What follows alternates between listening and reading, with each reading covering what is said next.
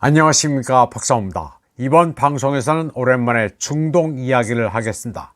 이스라엘이 시리아 다마스커스의 이란 대사관을 폭격해 이슬람 혁명수비대 고위 장성들을 살해하자 테헤란은 격분하고 있습니다. 이란 최고 지도자 아야톨라 알리 하메네이는 이스라엘을 응징하겠다고 다짐했습니다.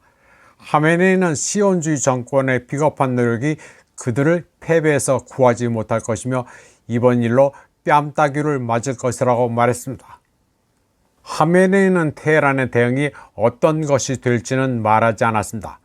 그러나 이스라엘의 공습에 바로 대응해 핵 전쟁을 유발할 수 있는 전면전으로 가지는 않을 것 같다고 판단하는 게 상식적입니다.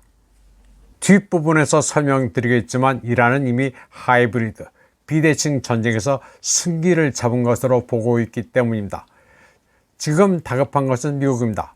조 바이든 행정부는 6개월간 가자지구 폭격으로 고갈된 이스라엘의 무기고를 채워주기 위해 수많은 폭탄을 제공하기로 합의한 것으로 보도되고 있습니다.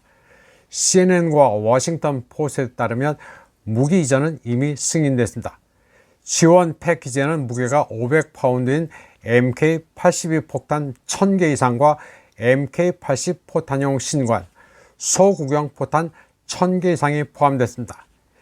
이스라엘군이 팔레스타인 영토에서 인도주의적 구호물자 호송대 드론 공격을 가해 미국과 영국의 구호요원 7명이 숨졌지만 미국은 이스라엘에 대한 무기 지원을 강행했습니다. 이에 앞서 지난주 워싱턴은 무게가 2000파운드에 달하는 수천 개 MK-84 폭탄이 포함된 무기 전적을 승인한 것으로 알려졌습니다.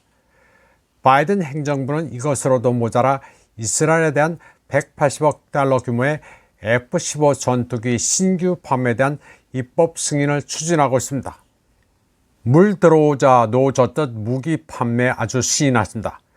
미국의 이런 움직임에는 이스라엘을 상실하면 미국의 패권이 종말을 고한다는 두려움도 있습니다. 그러면 앞서 언급한 이란의 하이브리드, 비대칭 전쟁에 대해 크레이들.co에 실린 시반 마헨드라 라자의 칼럼을 인용해 설명드리겠습니다. 마헨드라 라자는 이란 사람들이 냄비 안에 개구리를 삶기를 천천히 그리고 체계적으로 한다고 말합니다. 그리고 이스라엘의 공격에 직면해 테헤란이 자제력을 보인다고 해서 이를 이란의 약점으로 오해하면 안 된다고 말했습니다.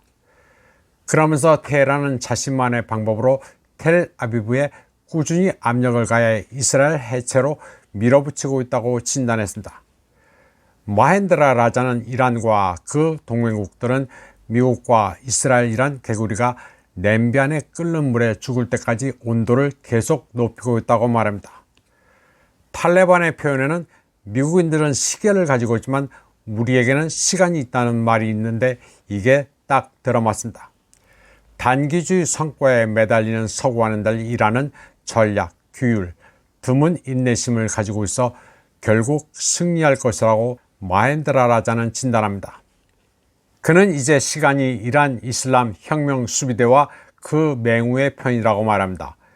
미국의 USS 아이젠하워와 그 호위함이 예멘의 후티군의 포격을 가해도 별 소용이 없었다는 점에도 주목했습니다.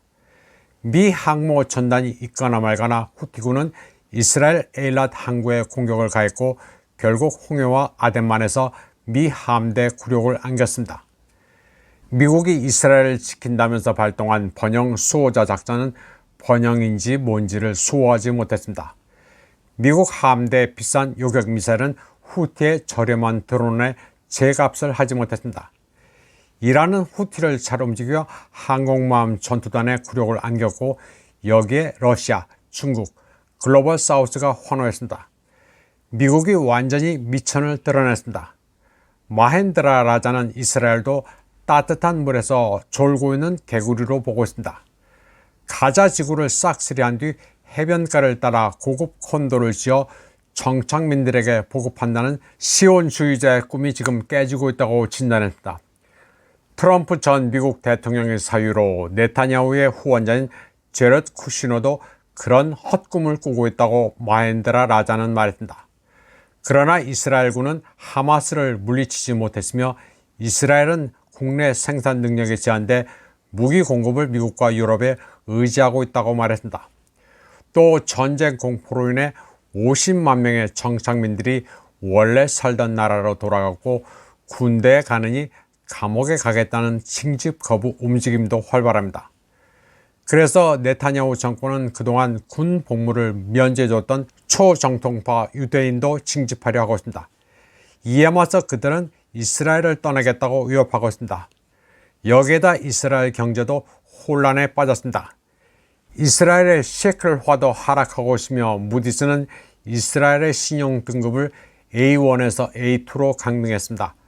관광 사업도 망가져 주요 항공사들은 더 이상 이스라엘로 비행하지 않습니다.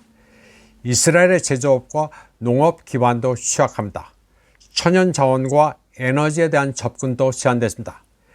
이스라엘이 애국심으로 똘똘 뭉친다는 말은 다 옛날 얘기입니다. 국민들은 환멸을 느껴 나라를 떠나고 있으며 세계적으로도 고립된 상태입니다. 이런 이스라엘과는 정반대로 이란은 풍부한 에너지 자원과 서서히 발전하고 있는 제조업, 그리고 해외 탈출 의사가 없는 8,500만에 달하는 양질의 인력 자원이 있습니다. 네타냐후의 전략은 이란과의 긴장을 고조시켜 미국을 전쟁에 끌어들이는 것입니다. 그러나 테헤란이 이런 미끼를 덥석 물을 것 같지는 않습니다. 이란 이슬람 혁명 수비대는 이스라엘 경제가 장기간의 갈등을 견딜 수 없다는 것을 잘 이해하고 있습니다. 따라서 그들은 헤즈볼라, 안사르알라, 다양한 시리아, 이라크 기반 세력이 참여하는 조율된 행동을 통해 이스라엘이라고 하는 개구리를 천천히 삶아버린다는 계획입니다. 이번 방송은 여기까지 하겠습니다. 시청해주신 여러분 감사합니다.